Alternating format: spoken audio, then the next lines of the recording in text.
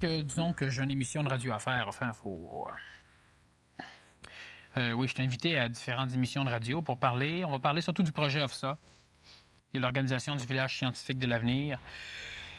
Donc, évidemment, ça regarde la société nouvelle, ça regarde l'homme nouveau, ça regarde les mécanismes qui permettent l'évolution d'un homme, disons, conventionnel vers l'homme nouveau.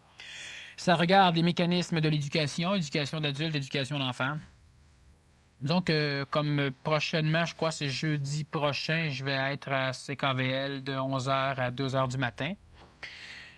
Et puis, on va parler surtout du projet OFSA. Ouais. OK. C'est dans la lignée. Étant donné que quelque chose doit se faire, eh bien, moi, je reste assis chez moi, puis on me téléphone, puis on m'invite un peu partout. Les choses se Et font. là, un an, ben, je téléphonais partout pour être invité, personne ne voulait de moi. Alors, tu vois ça. Justement, dans ce que tu nous dis là, on parle des gens qui se conscientisent, puis on remarque que, bon, dans ce cheminement-là, il y a des gens qui sont amenés, comme tu viens de dire, à se débarrasser de leur collection qui tenait à cœur, de leur bibliothèque, etc. Bon, tout ça, c'est un aspect. Mais plus profondément, on peut dire que dans notre quotidien, à un moment donné, on peut-tu dire qu'on s'arrête un moment donné, puis on regarde, on dit, bon, mais au début, c'est parce que comme tu disais tantôt, il faut apprendre, il faut accepter de mourir, mais ça, au début, ça se fait. Je veux dire, à un moment donné, tu réalises que tu fais un geste qui est peut-être une action du Verseau, mais 9 du Poisson. Puis à un moment donné, 3 du Verseau, puis il y a comme une progression qui se fait. Mais même si tu perds des choses au niveau matériel, pas que tu perds, mais que tu te débarrasses par choix, ou que tu te détaches, à un moment donné, si tu n'as pas, comme tu disais tantôt, le savoir instantané, c'est parce que c'est encore plus difficile de se débarrasser des concepts que des choses matérielles. Faire attention dans le mot débarrasser. Ce qu'il faut faire en réalité, il faut remplacer. Ouais, pas trop de ménage, vite. C'est ça. Il faut remplacer, et ça c'est important, il faut remplacer dans tout. Cela veut dire que vous avez une tradition philosophique, une tradition religieuse, par exemple, une religion organisée qui ne vous plaît pas. Vous l'étudiez et vous vous rendez compte que présentement, ce n'est pas intelligent que cela se poursuive. Alors, on ne la détruit pas, on doit remplacer. Chaque fois que l'homme ôte quelque chose, il crée un trou, il crée un vide. Et l'homme doit mettre quelque chose là, sinon, karmiquement, il va y avoir un problème. Alors, lorsque nous détruisons toutes nos forêts, nous créons un vide. Et un jour, ce vide-là, on va le payer. Alors, il faut donc replanter. Il faut faire quelque chose. Et l'homme ne doit pas détruire une chose comme ça pour dire simplement que c'est du poisson. C'est typiquement du poisson de démolir des choses. Par contre, lorsque l'homme est intelligent, l'homme remplace des choses. Maintenant, il ne faut pas remplacer des choses par tradition, parce que c'est la même chose. On remplace quelque chose par un autre similaire. Remplacer un drapeau par un drapeau, c'est un drapeau. Alors, ce qu'il faut faire, il faut donc que l'homme remplace. Cela veut dire que lorsque l'homme a un système d'éducation qui ne va pas, l'homme ne le démolit pas. L'homme doit trouver une solution à ce système pour que ce système change lentement jusqu'à temps qu'il soit remplacé. Et de ce fait, on pourra dire, il n'y a plus le vieux, il y a le neuf. Mais l'homme ne rentre pas à coup de hache dans le paquet pour tout démolir, pour instaurer du neuf. Il n'y a personne qui est capable de suivre. C'est ça qui est différent. C'est que l'intelligence permet l'hypocrisie. L'intelligence permet la diplomatie. L'intelligence permet l'écologie. Cela veut dire être capable de transformer quelque chose sans que l'adaptation ne soit nécessaire. Ça, c'est d'être écologiste. Et lorsque l'adaptation est nécessaire, c'est que tu n'as pas tenu compte des lois écologiques, de l'écologie psychologique, de l'écologie matérielle, de l'écologie de n'importe quoi.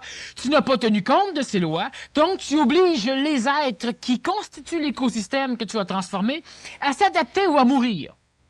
Et ça ne doit pas se faire. C'est ce que l'homme du poisson veut faire. L'homme veut créer un apocalypse. L'homme risque de créer un apocalypse pour instaurer un nouveau système, un nouveau cadre d'évolution qui pourra permettre le neuf parce que le vieux sera détruit. Tu ne pourras pas commencer. Tant qu'à reconstruire, tu ne reconstruiras pas en vieux. Tu vas reconstruire en neuf. Parce que maintenant, l'homme a ce neuf d'instaurer dans sa tête. Il connaît le neuf. Il refuse le neuf, il conserve le vieux, mais il connaît le neuf. Alors, si on démolit, l'homme va construire en neuf. Mais l'homme devra s'adapter. Cela va être pénible parce que cela n'est pas écologique. Une guerre nucléaire, c'est pas écologique. Et si c'est écologique, ce qui va se passer, c'est qu'il n'y aura donc aucune nécessité réelle d'adaptation. Ou, on peut dire, l'adaptation va se faire en très peu de temps. Et plus le laps de temps nécessaire à l'adaptation est court, plus le système est écologique. Et plus le laps de temps nécessaire à l'adaptation est long, moins le système est écologique, ce qui fait que pendant l'adaptation, certains meurent et certains disparaissent. Donc, on doit bien faire attention à ne pas penser, par exemple, bon, chez moi, j'ai un lit Louis XV. Alors, je le mets aux poubelles pour prendre un lit Betelgeuse 27. Bon, c'est un lit de l'avenir. L'idée n'est pas là. Mais l'idée est que dans notre tête, l'idée est que dans la matière aussi. Cela veut dire aussi que nous devons encourager nos inventeurs. Donc, est-ce que, puis ça paraît bien banal, mais on parle disons, quelque chose d'extrêmement terre à terre. On invente quelque chose de neuf, on peut se faire avoir. Mais si personne n'ose jamais essayer la chose neuve, on connaîtra pas ses défauts, on pourra pas la perfectionner, et puis vu qu'elle se vend pas sur le marché, ben on va la mettre aux poubelles, puis on va continuer avec le vieux, ça se vend. Alors ça, c'est important. On doit travailler avec ce qui est neuf, avec les nouveaux créateurs, avec avec tout ce qui est neuf. Parce que sinon, on s'évertue à attendre que le vieux pourrisse, meure, disparaisse. Et là, ce n'est réellement pas écologique. On aura une phase d'adaptation extrêmement longue, extrêmement difficile, très pénible, qui sera la terminaison de l'âge de fer, de l'évolution expérientielle humaine. C'est-à-dire que ce sera l'apocalypse pendant l'apocalypse. Mais présentement, Daniel, individuellement, dans la phase de transition, il y a encore plus de gens qui refusent de mourir qu'il y en a qui acceptent de mourir. Donc, la diplomatie est absolument essentielle. Évidemment, parce qu'on ne doit pas obliger l'humanité à s'adapter à un nouveau système. On n'aura pas plus d'intelligence. Rentre dans une école, puis dis aux élèves qui, par exemple, sont dans des élèves qui souffrent, disons, de prédélinquance, et tu leur dis à partir d'aujourd'hui, c'est l'amour. Il n'y a pas de problème. Lui, il sent l'amour quand il tire des poids dans la face du professeur. Bon. Il va vivre l'amour. Un autre, il sent l'amour quand il jouit d'écraser des papillons. Bon, il va t'écraser ce qu'il y a de vivant. Puis si le professeur a un papillon comme cravate, ben, on va se tremper lui avec. Alors, ce qui fait que on ne peut pas arriver, à un moment donné, même si tu as une conscience intelligente d'un mécanisme, tu ne peux pas l'imposer à qui que ce soit. Parce que si c'est intelligent, cela doit être intelligemment vécu par les autres. Donc, tu n'arrives pas en disant, j'ai la science infuse, je suis premier ministre, et je vais être le premier ministre, dictateur, roi, monarque au monde, et je vais imposer l'intelligence collective. Ce qui fait que j'interdis la drogue et je tue ceux qui vendent de la drogue, que j'interdis la cigarette dans la province de Québec, que j'interdis les émissions qui sont de caractère violent, que j'interdis... Mais il est mieux de s'ouvrir plusieurs maisons funéraires parce qu'effectivement, il y a un paquet qui vont se suicider. Parce qu'il y en a un paquet qui n'ont pas besoin. Alors, ce qui fait que lorsqu'il va avoir tout interdit ce qui est néfaste, ce qui apparemment est néfaste, ce qui scientifiquement est néfaste, mais ce qui ne l'est pas dans le cadre cosmique de l'évolution expérientielle de l'homme. Cosmiquement, les choses néfastes pour l'homme ne le sont pas. Parce que si cela arrive, c'est que cela a une raison d'être, permis par l'écosystème évolutif planétaire de l'homme. Donc, une chose apparaît parce que le cadre extérieur permet sa naissance. Et elle disparaît lorsque le cadre extérieur permet sa disparition. Ce n'est pas quelque chose qui arrive de même, bing bang, par un hasard, puis on ne comprend pas tout ce qui se passe. L'homme peut ne pas comprendre. Mais comme cosmiquement, il n'y a rien qui n'est permis. Il n'y a rien qui apparaît si ce n'est pas permis. Tout est... puis quand on dit permis, c'est pas quelqu'un qui signe un papier autorisant la guerre mondiale. C'est pas ça qui se passe. C'est qu'écologiquement, les conditions extérieures permettent à une maladie, qui peut s'appeler la guerre ou l'amour, de s'étendre sur la planète. Et lorsque les êtres, les arbres sont suffisamment puissants, ils luttent contre cette maladie-là. La maladie n'a pas l'autorisation, disons, d'apparaître. Elle ne peut pas apparaître. L'écosystème de la région est trop puissant. Alors, ce qui fait que le changement évolutif dans l'être humain, le changement de l'homme vers cette nouvelle conscience, doit se faire parce que l'homme comprend l'intelligence de l'amélioration. Regardons simplement notre système de travail. Alors, on se dit, si on a une société de consommation, on crée de l'emploi. Et c'est vrai. Mais l'homme qui consomme achète. Et lorsqu'on fait en série, ça coûte moins cher, donc on peut vendre le même prix, on fait plus d'argent, ou on vend moins cher, on en vend plus. Bon. Alors, ce qui arrive, c'est que lorsqu'on a quelque chose qui marche, alors on ne l'améliore pas. Ça marche. Alors, on vend, on fabrique, on grossit les industries, on engage du monde, on crée donc un roulement où l'employé reçoit de l'argent, peut sortir dehors et acheter le produit que l'usine fait. Donc, l'argent revient. C'est parfait. Et ça, c'est extrêmement intelligent, mais c'est totalement brillant. Mais le problème, c'est que l'homme a des industries de répétition et non pas des industries d'amélioration. On en a certaines parce qu'on a des créateurs dans la société, on a des marginaux, on a des fous. Bon. Mais ce qui arrive, c'est que collectivement, on ne s'évertue pas à acheter un produit amélioré. On achète ce qui marche, ce que tu aimes, puis c'est parfait. Du moment que ça satisfait ton cadre psychologique, c'est merveilleux. Quand ça satisfait plus ton cadre psychologique, là, tu veux quelque chose d'autre. Pas par intelligence. Pas parce que tu conçois l'intelligence de l'amélioration, parce que tu es écœuré. Et l'homme évolue parce qu'il est écœuré, il évolue pas parce qu'il voit l'intelligence de cette évolution. Alors, ce qui va arriver, c'est qu'une autre compagnie offre le même produit. Et parce que l'homme s'écœure à un moment donné de ce qu'il a, il recherche du neuf, ça crée la compétition. Une charge parce que la compétition, c'est le stimulateur cardiaque de notre économie. Mais encore une fois, les industries, nos savants, ne créent pas quelque chose de mieux parce que c'est intelligent d'avoir du mieux, mais parce que le monde est écœuré de l'ancien. Alors, on a toujours une société qui est forcée d'améliorer par le cadre, disons, collectif, évolutif à l'intérieur, mais qui ne comprend pas l'intelligence de l'amélioration. On ne fabrique pas une voiture supérieure parce que cela est intelligent. C'est parce que nos vieilles se vendent peu, puis le voisin il vient de rajouter un démarreur de sa voiture, ça, je suis obligé d'en mettre un. Puis si je veux vendre plus la mienne, ben je mets des enjoliveurs, puis je mets ci, puis je mets ça, ben je m'arrange toujours pour que ça casse un peu, pour que ça... Bon. Mais à un moment donné, ben là, tu as un pays comme le Japon qui rentre avec des autos qui cassent pas. Ben là, les Américains sont obligés, les Canadiens avec, de dire, ben là, vous importez pas plus que tant d'autos parce que nous autres, on fait faillite. Mais ils se disent pas, on va améliorer.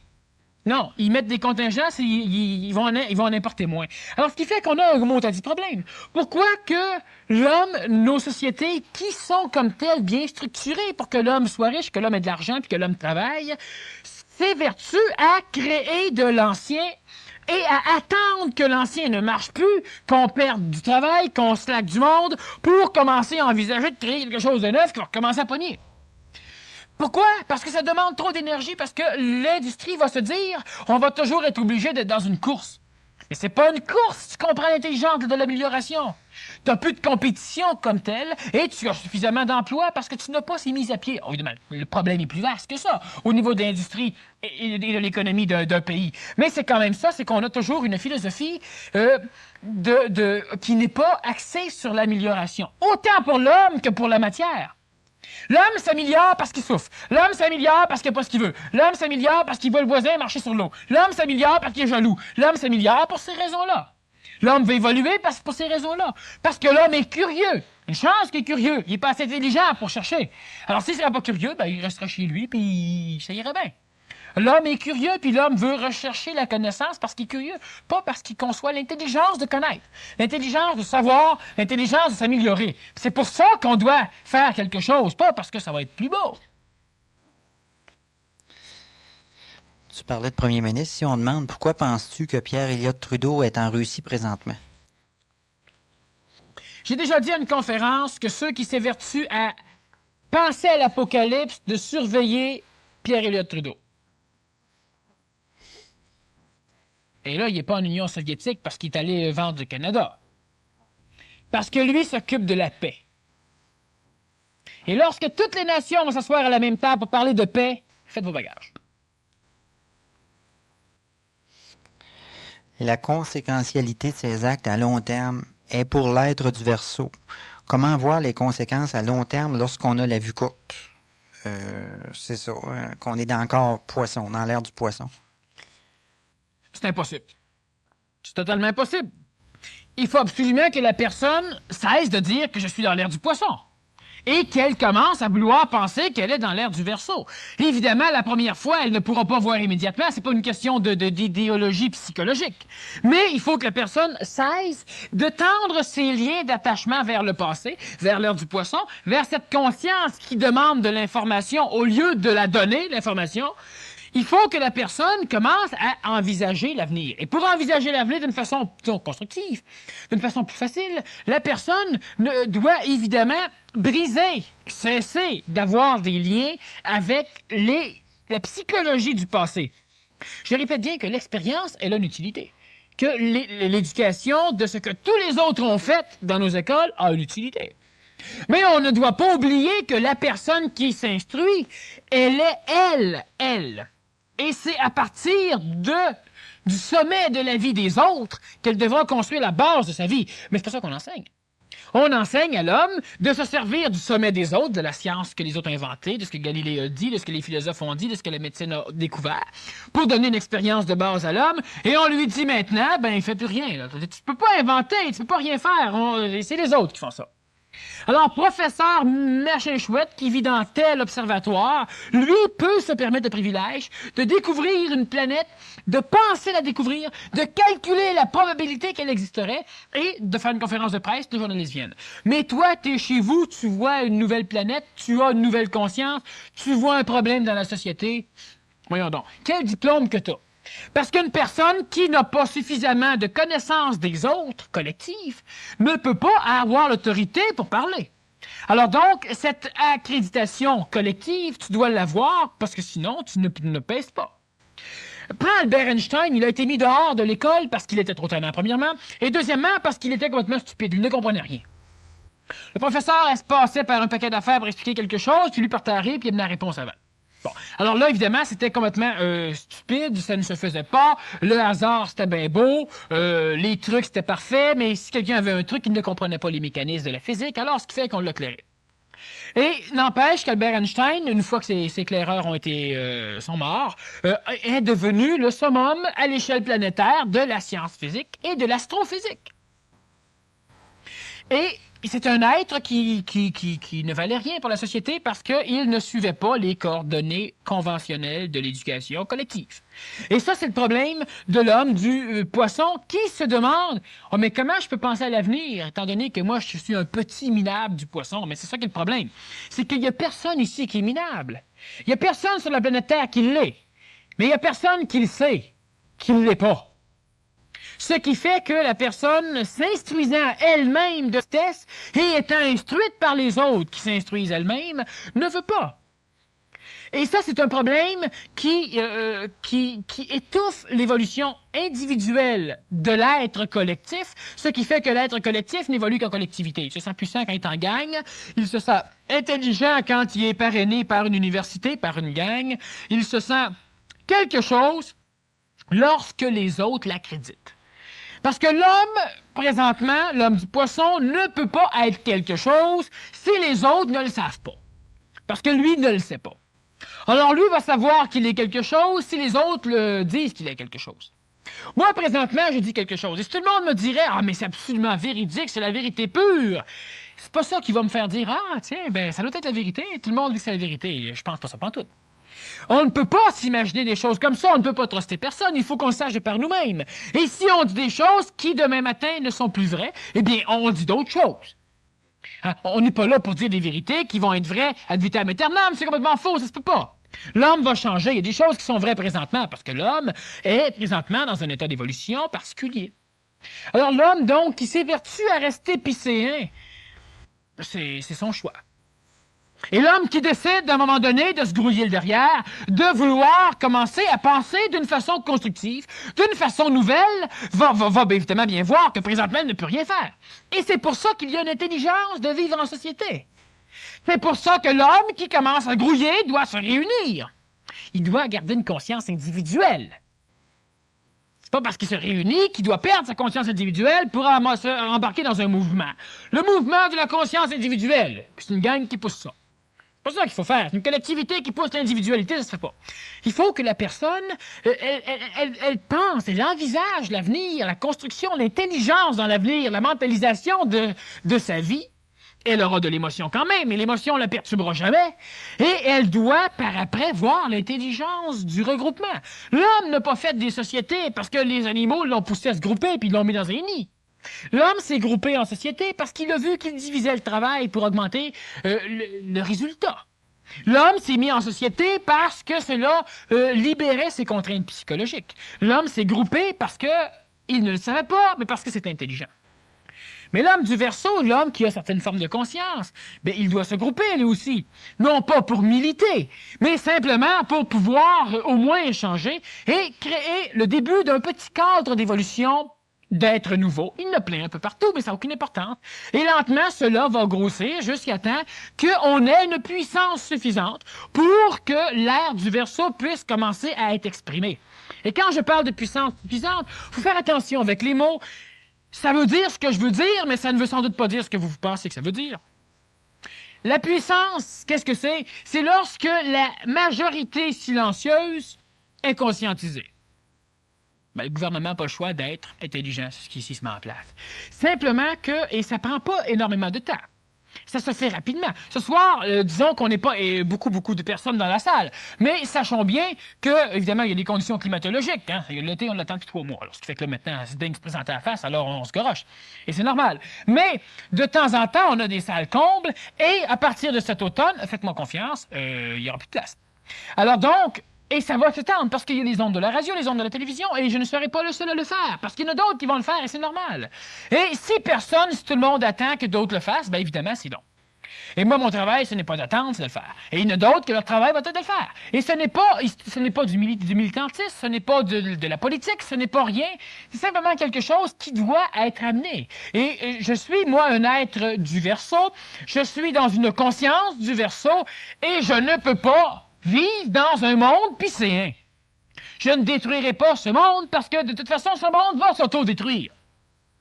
Mais une chose est certaine, c'est qu'il y a d'autres personnes dans cette conscience aquarienne qui vont survivre à la destruction piscéenne.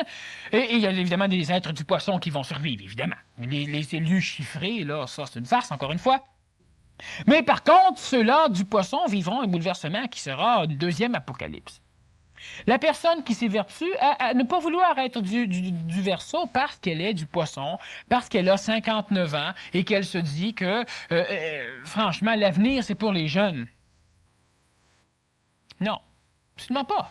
Parce que les personnes qui vivent présentement, croyances ou pas, lorsqu'elles vont revenir sur le plan planétaire, c'est dans un monde qu'elles auront créé. Et ce monde aura été créé par le monde qu'elles auront laissé. Et la vie ne s'arrête pas à 59 ans, ne s'arrête pas à 75 ans, parce qu'imaginez-vous que si notre science aurait trouvé une raison intelligente d'amener l'homme à vivre 150 ans, cela se serait fait. Mais l'homme souffre. L'homme s'ennuie le soir chez lui, puis il braille parce qu'il veut être immortel. Alors évidemment, l'homme qui n'est pas capable d'assumer sa solitude ne pourra pas être immortel, et l'homme s'évertue à s'auto-créer des maladies qui vont l'amener à la tombe. Et c'est normal. Et l'homme va revenir en temps et lieu, mais il va revenir dans un cadre d'évolution qui aura été laissé par les enfants et par les possibilités qu'il aura laissées. Il n'est pas question d'âge pour être un enfant du Verseau, pour être un nouveau-né du Verseau. C'est pas une naissance matérielle. Vous ne rentrez pas dans le sein de votre mère pour renaître. Petit possiblement, à un moment donné. C'est-à-dire que vous allez vous réincarner. Mais ce n'est pas un mécanisme matériel, être dans l'ère du Verseau. Tout le monde est présentement dans l'ère du Verseau d'une façon matérielle. Psychologiquement, tout le monde s'y refuse. Mentalement, tout le monde s'y refuse. Alors donc, on ne doit pas être, par exemple, lorsqu'on a la vue courte. C'est évident que, comme j'expliquais la semaine dernière, l'énergie, comme la lumière, ne peut pas ouvrir vos yeux. Vous devez ouvrir les yeux et vous allez voir, elle est là, cette énergie-là, puis elle va vous donner la connaissance. Mais elle ne peut pas ouvrir. L'homme ne peut pas prier, l'homme ne peut pas espérer, l'homme ne peut pas supplier, l'homme ne peut pas rien faire d'autre que d'ouvrir les yeux lui-même. L'énergie, elle est là. Elle a une puissance de savoir instantanée, mais elle n'a pas la puissance sur la matière. C'est l'homme qui a la puissance sur la matière. Il n'y a que l'homme qui a cette puissance sur la matière. Les autres énergies vont prendre l'homme pour manipuler la matière. Que ce soit des énergies sataniques, que ce soit des énergies divines, astrales, que ce soit des énergies supramentales, elles ont besoin de l'homme pour pouvoir prendre la matière. On ne verra jamais un arbre possédé. On va voir un homme possédé. On va voir une mémoire humaine possédée. Et on a besoin pour posséder, pour faire part d'êtres humains peureux. On a besoin de l'homme. Et l'énergie supramentale, l'énergie évolutive, elle a besoin de l'homme pour pouvoir évoluer. Et de ce fait, l'homme l'a fait évoluer et l'homme évolue. Alors donc, on ne peut pas dire « j'ai la vue courte, j'ai plein de problèmes, ça marche jamais, ça fait 20 fois que je patauge dans les mêmes maudits problèmes. Chaque fois que je crois m'en être sorti, je retombe dedans. » C'est pas une raison. Lorsque l'homme est sûr d'être sûr, c'est là que l'homme il se fait avoir. L'homme doit être sûr de bien douter. L'homme ne doit pas avoir peur. L'homme doit envisager la possibilité qui est réelle, qu'il peut régler tous les problèmes. À la condition que lorsque l'homme regarde son grille-pain qui ne marche pas, que l'homme ne s'écrase pas en avant en sacrant après la garantie qui n'a pas mal. L'homme peut faire quelque chose, mais l'homme doit commencer à le faire. L'homme doit apprendre qu'il peut apprendre. C'est l'apanage de l'homme du Verseau de savoir qu'il peut apprendre. Mais l'homme doit donc démolir, regarder tout ça. Puis si ça marche pas, c'est pas grave. Qu'il le mette aux poubelles, qu'il en achète un autre. Mais là, ça vaut de l'argent, ce qu'il fait. C'est pas grave s'il paye pour, il est en train de s'instruire. Il est en train de s'instruire à tout savoir. Il est en train de se donner la capacité d'apprendre. Et ça, c'est l'homme du Verseau. L'homme du Verseau qui peut apprendre, qui sait qu'il peut apprendre, ne se dit pas « Mais je n'ai pas, j'ai la vue trop courte, je ne vais pas assez loin, je suis du poisson, je pense au passé. » C'est sûr que l'homme est attaché, c'est sûr que vous êtes encore attaché. La grande majorité d'entre vous. Mais ce n'est pas une raison. C'est une excuse, mais ce n'est pas une raison. De dire que l'homme est humain, c'est une excuse, ce n'est pas une raison. Même si l'homme a de la difficulté, même si l'homme est attaché, sachez que vous avez de la difficulté parce que la collectivité n'est pas assez évoluée. Si tout le monde serait libéré, vous seriez libéré. Et comme tout le monde est pogné, tout le monde est pogné. Mais ça, ce n'est pas une excuse, c'est un mécanisme authentique qui est réel, c'est évident. Mais l'homme peut s'en sortir. Et l'homme peut s'en sortir pas en croyant, mais en comprenant les mécanismes qui l'assujettissent, qui le rendent esclave. C'est en comprenant pourquoi l'homme souffre que l'homme se libère de la souffrance. L'homme peut attendre que la souffrance brûle tout ce qui le fait souffrir. C'est souffrant maudit, puis c'est long. Alors, l'homme, c'est normal que l'homme souffre, c'est sûr que l'homme a de la difficulté, mais c'est une excuse, ce n'est pas une raison. Plus cela va au Québec, plus l'homme se conscientise, plus l'homme se réunit dans des salles, plus l'homme parle, plus l'homme veut, et l'homme ne doit plus se cacher. L'homme ne doit pas monter sur le toit pour crier, mais l'homme ne doit plus se cacher, et l'homme ne doit plus s'évertuer à s'imaginer qu'il est un être médiocre. L'homme n'est pas médiocre, l'homme est un être qui se croit médiocre, parce qu'il a été instruit par les énergies astrales collectives qui étaient médiocres. Parce qu'il a été instruit par les religions, comme quoi il était médiocre. Parce qu'il a été instruit par la politique, comme quoi il était médiocre. Parce qu'il a été instruit par les forces militaires, comme quoi il était médiocre. Parce que l'homme a toujours été instruit comme étant un être médiocre. Et sachons bien que l'immense société qui instruit, elle a été bâtie par l'homme. Que l'homme va sur la Lune et c'est l'homme médiocre qui va là. Que l'homme est capable de faire des choses extraordinaires, mais c'est l'homme médiocre. Tout ce qui, présentement, paraît supérieur à l'homme, c'est l'homme qui l'a créé. Mais l'homme s'évertue à s'auto-instruire qu'il est médiocre. Et c'est sûr que l'homme, si l'homme se sent orgueilleux et dit « Moi, j'ai la puissance » et tout, etc., ça ne marche pas. Parce que l'homme n'a pas l'intelligence de cette puissance. Donc, l'homme ne peut pas comprendre cette puissance. L'homme, il est puissant. Et l'homme ne doit pas se croire puissant. L'homme doit être puissant. Mais l'homme, il l'est. Sauf que l'homme doit comprendre les mécanismes. La médecine, elle a une certaine puissance. Disons qu'elle est controversée. Parlons de la médecine d'urgence. Elle n'est pas controversée. Ce n'est pas un acupuncteur qui va vous réanimer si vous êtes en arrêt cardiaque. Hein? Ce n'est pas un physiothérapeute qui va vous rabouter les bras lors d'un accident de train. La médecine d'urgence, elle est parfaite. Mais cette médecine d'urgence, elle a été développée par des hommes qui ont cherché, par Pasteur, par Schweitzer, par un paquet d'autres, qui se foutaient de la médiocrité humaine, mais qui se rendaient bien compte que l'homme était médiocre. Et que l'homme, dans sa médiocrité, souffrait. Et eux autres se sont dit, nous devons augmenter le niveau social de l'homme, aider l'homme, guérir l'homme de ses maladies, de sa contrainte matérielle et tout ça. Parce que l'homme se croit médiocre et l'homme accepte extrêmement facilement tout maudit enseignement qui vient des plans de l'astral, les plans qu'il manipule, et l'homme accepte cet enseignement inconditionnellement parce que l'homme ne voit pas d'où ça vient. Et parce que l'homme ne voit pas d'où ça vient, ben ça vient de Dieu. L'homme n'est pas médiocre, mais l'homme s'instruit et a été continuellement instruit qu'il était médiocre. Le gourou enseigne à ses disciples qu'ils sont des caves et qu'ils ont besoin du gourou. Et tout cela sont des mécanismes d'assujettissement collectif, d'éducation collective qui tentent à garder l'homme bas. Et l'homme doit connaître. L'homme doit savoir, l'homme doit comprendre. Et lorsque l'homme va comprendre la puissance qu'il a en lui, la puissance qu'il est, pour être plus précis, bien, cet homme va être capable de l'exprimer. Et il ne sera pas un vaillant guerrier. Il sera une personne avec qui on ne pourra jamais se battre. Il ne sera pas une personne qui aura à imposer par la politique. Il sera une personne qui va bien vivre dans le cadre. C'est une personne différente. Ce n'est pas une personne qui, parce qu'elle a une puissance, tient orgueilleusement à la démontrer. Mais l'homme a bien plus de puissance que sa psychologie philosophique peut l'imaginer. L'homme n'a jamais réussi à spéculer jusqu'à la limite de sa réelle puissance. Mais l'homme ne le sait pas, parce que l'homme spécule beaucoup plus jusqu'au fin fond de sa médiocrité. Mais l'homme n'est pas médiocre. Et ça, c'est l'apanage de l'homme nouveau. Du surhomme. Mais l'homme ne veut pas. D'ailleurs, de toute façon, je ne veux pas trop faire de parenthèse là-dessus, étant donné que la semaine prochaine, la conférence intitule Devenir un surhomme. Et on va attaquer ce médiocre problème. Donc, évidemment, ça regarde... On demande ici, qu'est-ce qui fait qu'une même action pour un autre individu soit mentale? Si c'est l'intelligence qui fait la différence, est-ce une intelligence réelle ou une intelligence artificielle?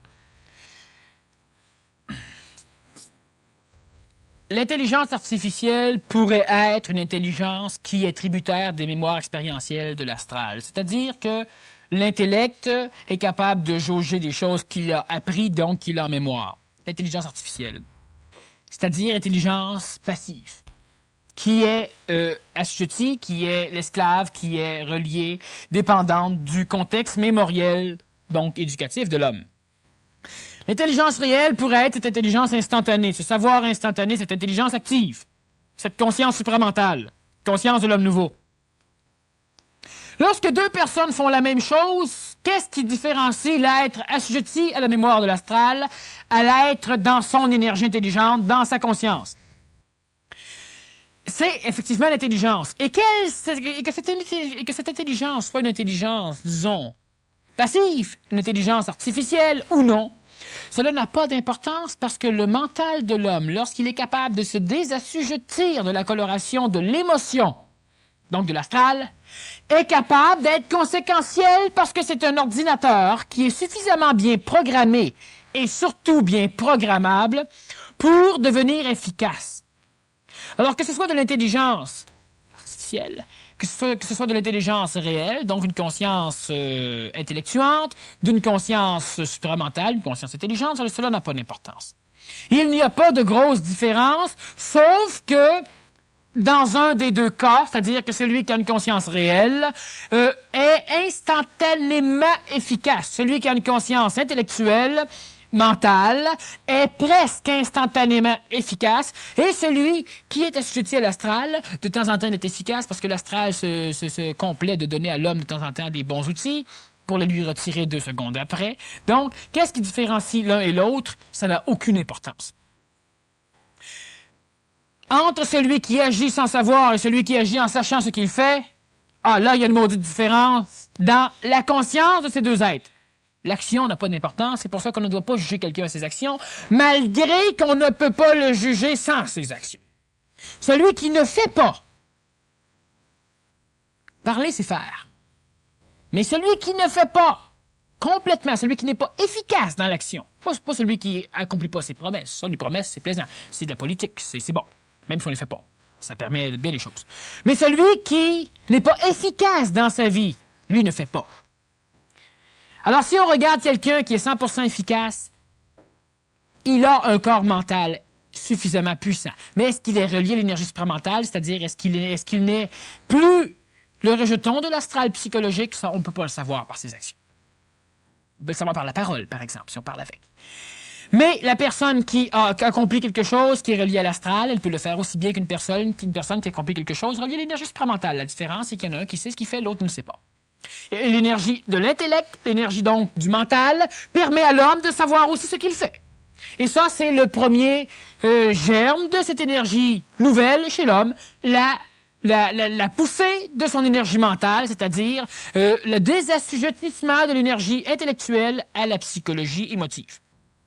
Et par après, lorsqu'il y aura un contact avec l'énergie du plan supramental et par l'intermédiaire d'un mécanisme que nous appelons l'ajusteur de pensée, l'homme aura une pensée juste, c'est-à-dire que l'homme aura une pensée conséquentielle, l'homme saura ce qui doit être fait et l'homme comprendra pourquoi les autres choses sont faites Donc, l'homme aura une vue plus planétaire qu'une vue individuelle, collective. L'homme ne dira pas telle chose est mauvaise parce que cela fait souffrir un tel. L'homme verra planétairement que cette chose est bonne. Et lorsque l'homme rentre dans son énergie supramentale, lorsque l'homme devient un ajusteur de pensée, lorsque l'homme n'est plus en contact, l'homme est cette chose, l'homme a une conscience cosmique. Et du plan cosmique, tout s'explique très facilement. Du plan planétaire, ça s'explique. Et du plan psychologique, ça ne s'explique à peu près jamais. Donc, on a un monde duel qui donne une explication entre des choses polarisées. Bien, mal, bon, laid, etc. Alors, ce qui fait donc que la différence entre ces deux intelligences, l'intellect mental et l'intelligence supramentale, ce n'est pas important que l'homme puisse voir la différence. Par contre, il y a une différence évidente entre deux personnes qui accomplissent la même action si un sait, l'autre ne sait pas pourquoi elle le fait.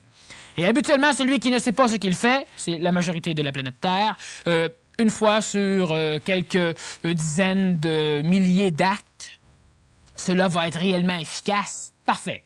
Cela veut dire que vous sortez de chez vous, la porte s'ouvre, il arrête de pleuvoir, vous rentrez dans votre auto, il se met à pleuvoir, vous partez votre automobile et vous partez, il n'y a pas de trafic, tout va bien.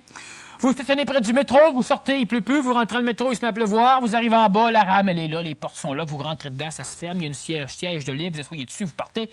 C'est parfait. Une fois de temps en temps, l'homme peut vivre ce genre d'expérience. Parce que l'astral permet à l'homme d'être tout à fait en harmonie avec les événements collectifs qui vont se passer. Ça passe comme un couteau dans le beurre. Et l'énergie supramentale, l'énergie de la conscience supramentale permet exactement la même chose parce que l'homme a une conscience cosmique, une conscience minimum planétaire, ce qui fait que l'homme a une facilité. Et lorsque nous disons que l'évolution doit être facile, ben c'est vrai. L'évolution est difficile parce que l'homme ne peut pas évoluer. L'homme recherche l'évolution sans vouloir changer. L'homme veut savoir qu'il reste bien ce qu'il est dans sa médiocrité et il recherche à être meilleur. Mais lorsque l'homme est meilleur, il n'est plus médiocre, donc l'homme, il n'est plus lui. L'homme, il est mort. J'ai déjà dit que tous ceux qui étaient dans la salle ici ont déjà été des enfants. Et ces enfants, ils sont où? Ben, vous les avez tous tués. Et c'est normal, tout à fait normal. Mais ces enfants ne voulaient pas mourir. Et présentement, avant d'entrer ici, vous ne vouliez pas mourir.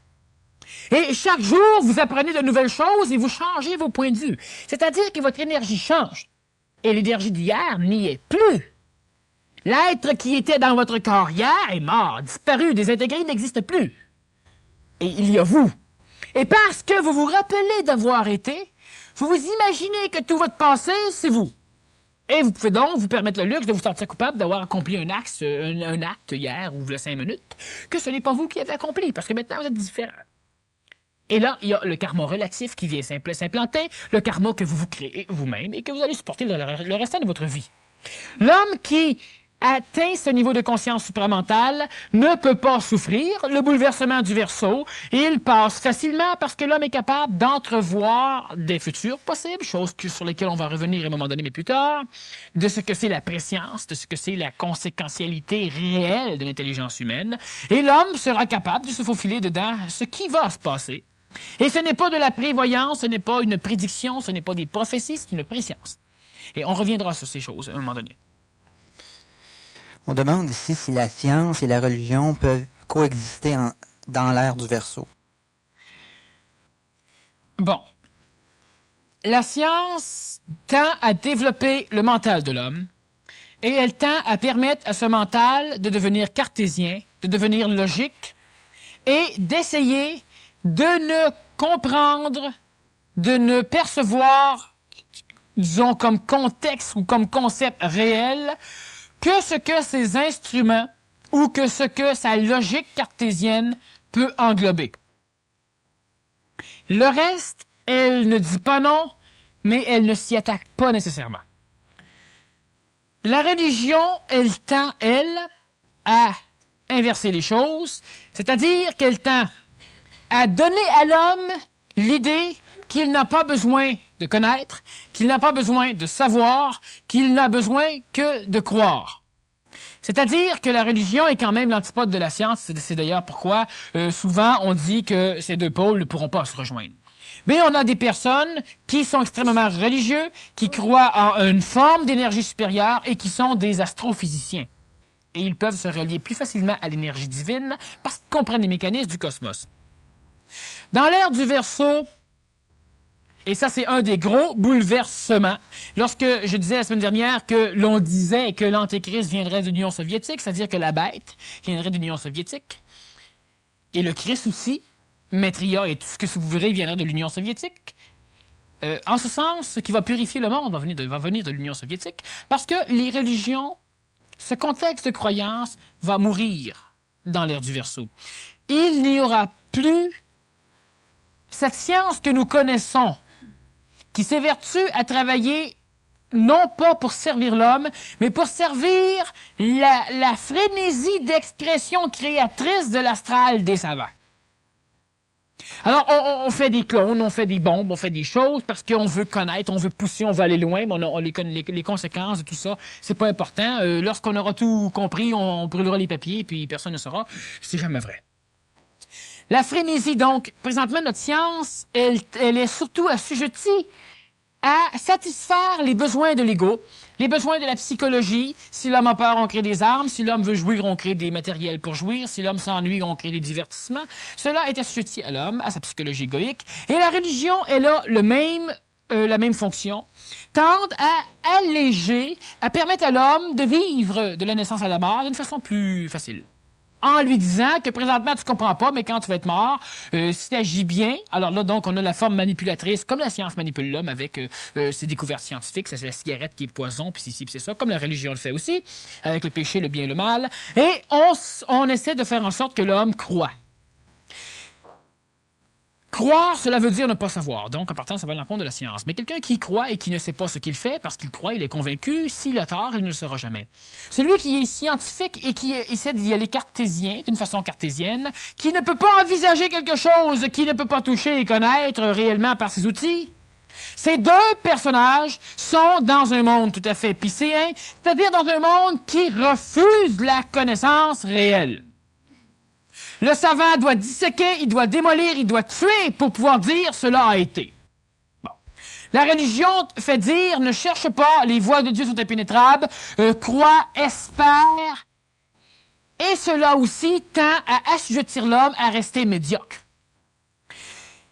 La science, elle a une supériorité présentement sur la religion, en ce sens qu'elle développe le mental de l'homme. La religion a eu une supériorité sur la science et la religion collective, la religion organisée, a été extrêmement bénéfique pour l'homme. Elle a permis à l'humanité d'arrêter de s'entretuer et elle a permis à l'humanité de développer une forme psychologique astrale, planétaire, une âme planétaire, collective, sur laquelle est venu s'asseoir le degré d'énergie mentale qui a permis à la science de pouvoir augmenter. Maintenant, l'énergie mentale scientifique a toujours lutté contre l'énergie religieuse pour la simple raison que la science, elle est développée par la conscience intellectuelle de l'homme, qui est surtout régie par l'un de ces deux hémisphères cérébral, et la religion, elle est surtout développée par la conscience intuitive de l'homme, qui est régie par l'autre hémisphère. Et au centre de ça, il y a l'ego qui essaie de manipuler les deux et qui est surtout manipulé par les deux. Et dans l'ère du Verseau, il y aura toujours cette conscience intuitive, mais elle ne sera pas créatrice de religion, c'est-à-dire de croyance. Elle permettra à l'homme d'entrer en contact avec d'autres plans, que l'homme appelle présentement, disons, des plans divins, des plans astraux, des plans sataniques, des plans parallèles, etc. Et il y aura toujours cette conscience intellectuelle qui permettra à l'homme d'ajuster son expérience avec l'énergie supramentale du savoir instantané et avec l'événement dans lequel il passe. Et il y aura cette nouvelle conscience qui ne sera plus une conscience égoïque, une conscience supramentale supérieure à ces deux consciences, mais ces trois consciences travailleront toujours ensemble, jamais elles ne se détruiront. Comme présentement l'ego, la science, donc l'intellect et l'intuition de la religion tentent continuellement à se massacrer. Cela n'arrivera plus dans l'ère du Verseau, mais les religions disparaîtront complètement parce que l'homme ne pourra plus dire « je crois en Dieu ». Ou l'homme dira « je sais que Dieu n'existe pas », ou l'homme dira « je sais que Dieu existe ». Mais l'homme le saura réellement. L'homme ne dira pas « je crois savoir ». L'homme le saura. De ce fait, la religion n'a plus d'importance. Et lorsque nous disons que religion veut dire relier par le terme religares, cela veut dire que l'homme tend à se relier. Mais lorsque l'homme devient ce avec quoi il veut se relier, il n'y a plus de religion. Il n'y a plus de relation. Il n'y a plus de choses à relier. Parce que vouloir se relier, c'est un jeu de mots, mais c'est vouloir renier. Cela veut dire que je veux me relier à Dieu, donc je refuse d'être Dieu. Parce que si je suis Dieu, je ne peux plus me relier à Dieu. Alors donc, ces religions vont disparaître, il n'y aura plus aucune forme de croyance dans l'ère du Verseau, évidemment, ce ne sera pas dans 100 ans, ce sera dans quelques milliers d'années, pour l'échelle de la planète Terre, évidemment. Mais ça, c'est ce qui va être attaqué, agressé le plus radicalement après la matière lorsque l'homme devra abandonner son passé pour renaître dans l'ère du Verseau.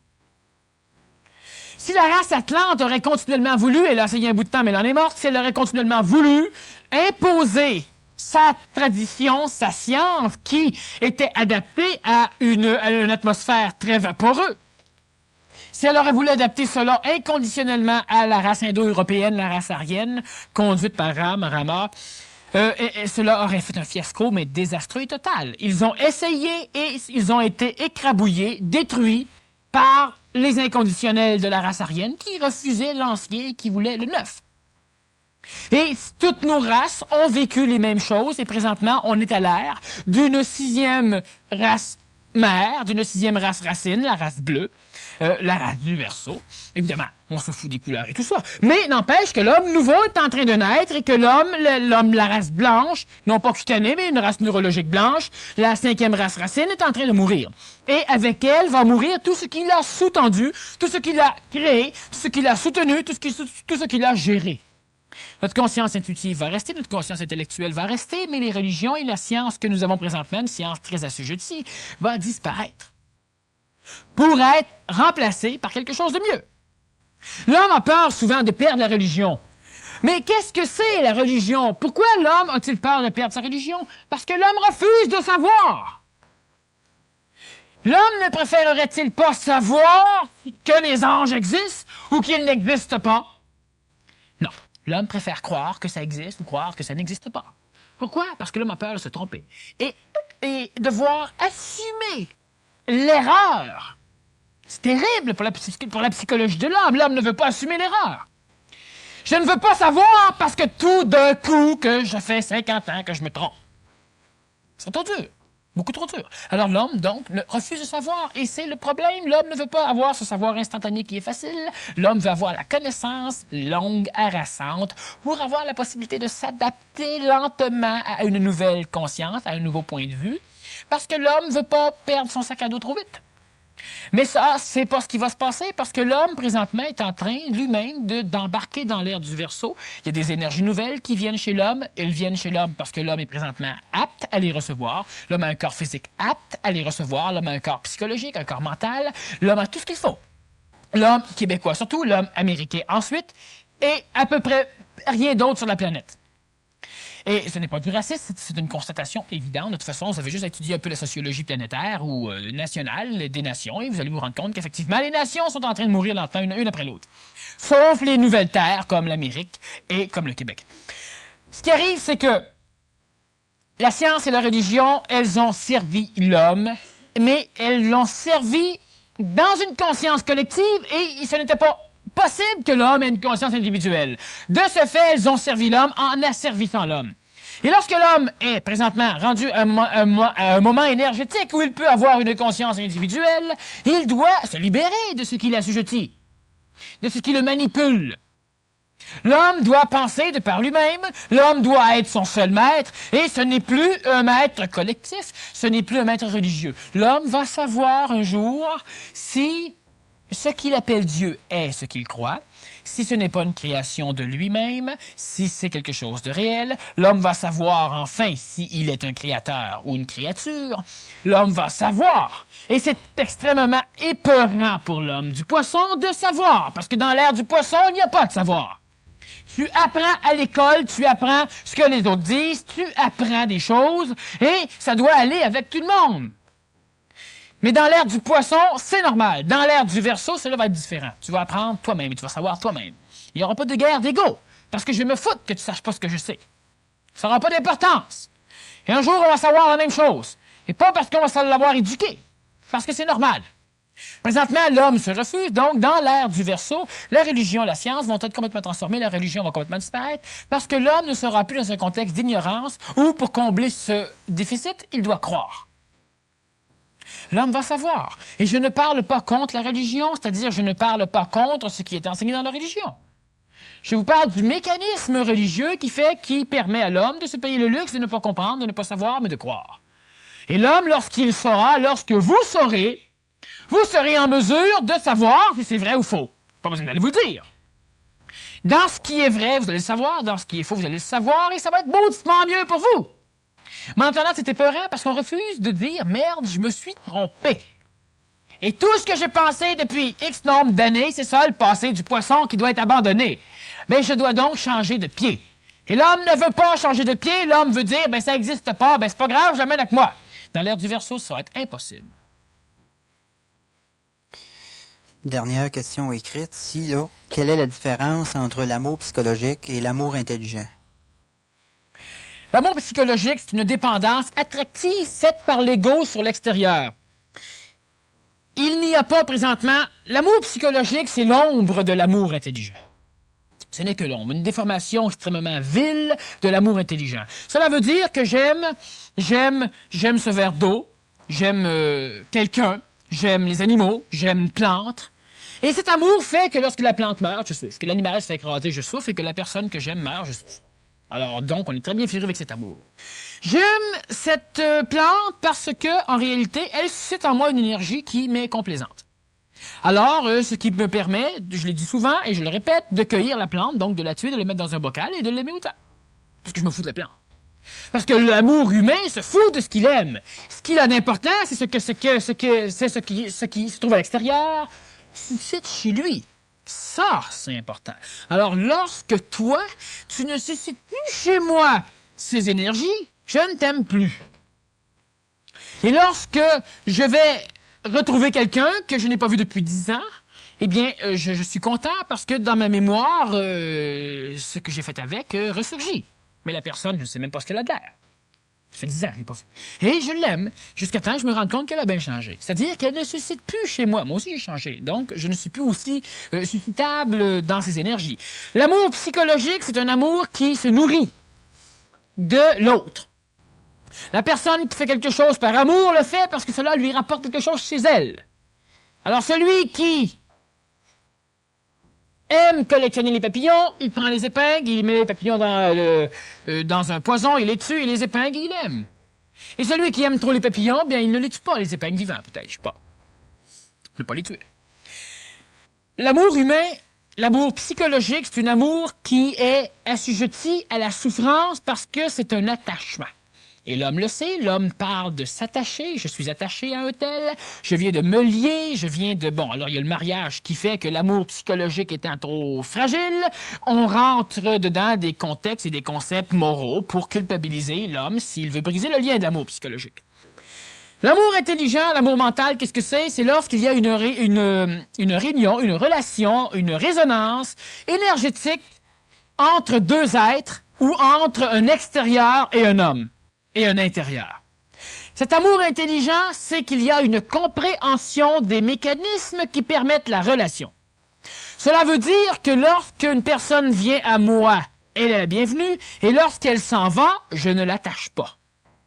Ce n'est pas de l'amour psychologique. Cela veut dire que je comprends les mécanismes. Alors donc, quelque chose arrive ici, j'ai besoin, nous sommes en vibration mentale, donc nous pouvons nous parler non pas d'ego à ego, donc ce qui fait qu'on n'est pas obligé de faire attention à ce que l'autre va penser de l'image que nous avons de lui, etc. Nous parlons de mental à mental, et cette attraction mentale, comme l'attraction psychologique, c'est l'amour mental. Parce que l'amour, c'est de l'attraction. C'est ce qui fait qu'une chose appuie. L'amour matériel fait qu'on a une gravité sur la planète Terre. On est aimé par la Terre et on aime la Terre. On reste collé dessus. Et l'amour, c'est une loi d'attraction. L'amour psychologique fait que tu attires à toi. Et lorsque tu attires plus une chose qu'un autre, tu as l'impression de fuir une chose pour aller vers l'autre. Ça reste de l'attraction, maintenant, à des degrés divers. L'amour intelligent, c'est un amour qui est relié par la logique de l'intelligence. Donc, il n'y a pas d'attachement parce que ce n'est pas logique d'attacher. Une chose passe et on a une relation mentale à mentale et la chose s'en va et c'est normal. Pourquoi normal? Parce que cela est compris par l'intelligence. Donc, il n'y a jamais de souffrance dans l'amour intelligent. Il n'y a jamais d'attachement, d'assujettissement, d'esclavagisme dans l'amour intelligent.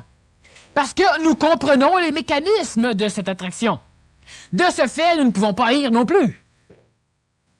Alors, la différence entre les deux est extrêmement importante. Dans l'un, l'homme est attaché, l'homme est assujetti. Souvent, les personnes qui se conscientisent vont rencontrer une autre personne et au début, il y aura un amour intelligent. Et ils vont se dire, je me ferai pas pogner. C'est correct, je le sais. C'est un amour intelligent, à un moment donné, ça marche pas, on va casser. Lentement, l'amour intelligent se transforme en amour psychologique. Ils s'attachent. Pourquoi? Parce qu'ils créent un cadre dans lequel ils évoluent, un cadre connu. Et de ce cadre connu, ils ne pourront pas s'échapper après, à moins de grosses souffrances ou de vraies conscientisations, parce qu'ils vont vouloir garder leur sac à dos du passé. Et lorsque l'homme a un amour intelligent, il est capable de s'unir parce que c'est intelligent de s'unir. Il y a une compréhension. Et lorsqu'ils doivent se quitter, c'est intelligent de se quitter, ils se quittent. Ce n'est pas de la haine parce que ce n'est pas de l'amour psychologique. La haine n'existe que dans l'amour psychologique. Alors la différence entre un et l'autre, c'est extrêmement différent. Ça n'empêchera pas l'amour intelligent d'acheter une fleur, de flatter son chien. Parce que nous comprenons que lorsque nous avons de l'amour intelligent, les mécanismes. Le chien est dans un amour psychologique, il a besoin de certaines choses, c'est dans son cadre écologique, évolutif, psychologique, alors je flatte le chien. Et je suis content de flatter le chien aussi, ça me plaît. Mais si le chien ne veut pas se flatter, je n'en souffre pas. Alors donc, je suis capable de vivre un amour beaucoup plus humain, beaucoup plus intelligent, parce que je ne restreindrai pas l'humain à parfaire mon amour que j'ai pour lui. Ce qui arrive souvent.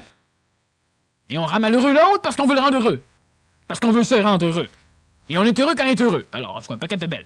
Alors, ce qui fait que lorsque c'est de l'amour intelligent, on s'est libre. La chose vient, la chose part, et tout continue à fonctionner, et jamais on est attaché. Et nous, on va, et nous, on part. Et si l'autre souffre, ça ne me touche pas. Ça ne peut pas me toucher parce que je ne peux pas être manipulé, culpabilisé par la morale psychologique qui me dit que je dois rendre l'autre heureux. Le bonheur de l'autre, ça le regarde. Par contre, je ne dois pas non plus m'évertuer à rendre tout le monde malheureux en me disant que ça les regarde. Je suis intelligent, je suis écologique, je fais attention, mais je ne peux pas passer ma vie avec une personne qui veut absolument grimper son amour psychologique en voulant me conserver. C'est impossible. L'autre, il souffre et c'est son manteau. Et moi, je suis libre parce que je suis intelligent. Mais je ne m'attacherai pas non plus à n'importe qui en me disant que, oh, moi, quand j'ai fini, je m'en vais. C'est de l'amour psychologique très orgueilleux. L'intelligence de l'amour, il est intelligent parce qu'il est conséquentiel. Donc, il connaît les conséquences, il connaît les lois relatives au karma, parce que le karma, c'est l'inconséquentialité de l'action humaine. Et c'est la différence entre les deux amours. Tu as parlé tantôt de puissance. Je pense que l'homme ne peut pas s'imaginer tout le débit de cette énergie-là qui va rentrer dans l'ère du Verseau, parce que tu dis toujours, c'est une question de temps, ça va arriver quand même. T'sais. Mais si l'homme conscientise son écosystème, comme tu disais la semaine dernière, ça va arriver plus vite quand même. Mais dans la création, si on regarde, tu as parlé des plantes, tout ça, je veux dire, la plante, elle a produit des fruits, tout ça, est à son maximum, l'animal est à son maximum. Il y a juste l'homme là, qui, présentement, est retardataire dans le sens qu'il n'est pas à son maximum. L'homme n'est pas à son maximum, l'homme ne veut pas l'être, l'homme a peur de l'être. La puissance, qu'est-ce que c'est la puissance? Comment la puissance peut transparaître chez l'homme? C'est sûr que la puissance, elle est difficilement accréditable par l'homme qui ne connaît pas la puissance. Vois-tu, quand ma mère est venue m'écouter pour la première fois en conférence, une chance qu'elle était assise.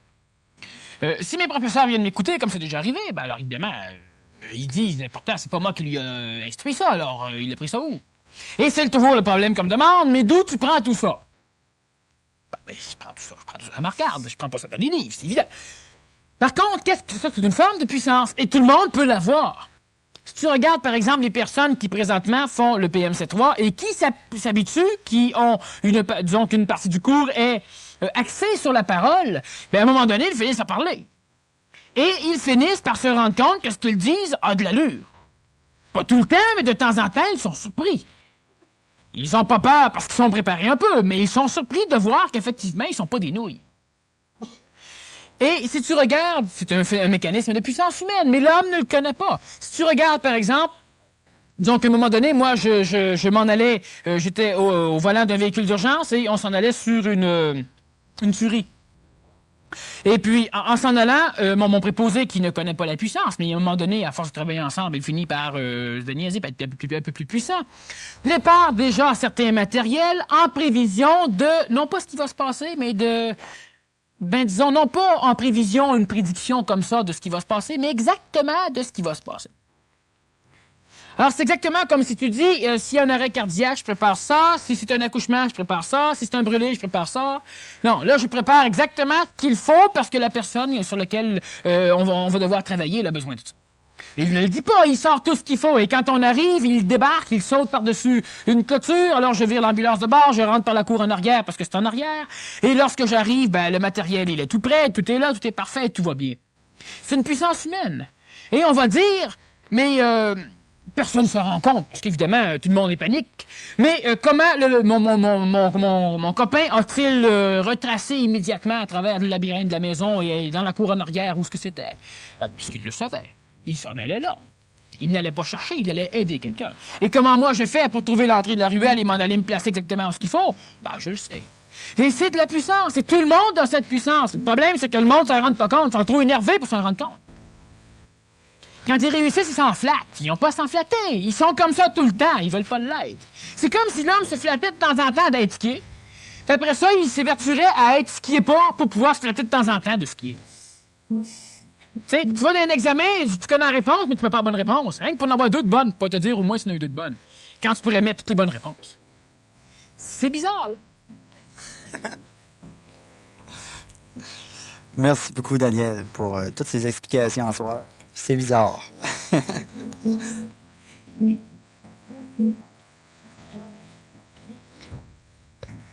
Alors, je fais juste rappeler que la semaine prochaine, si ça vous intéresse, c'est devenir un surhomme ou une surfemme, une surhomosexiste.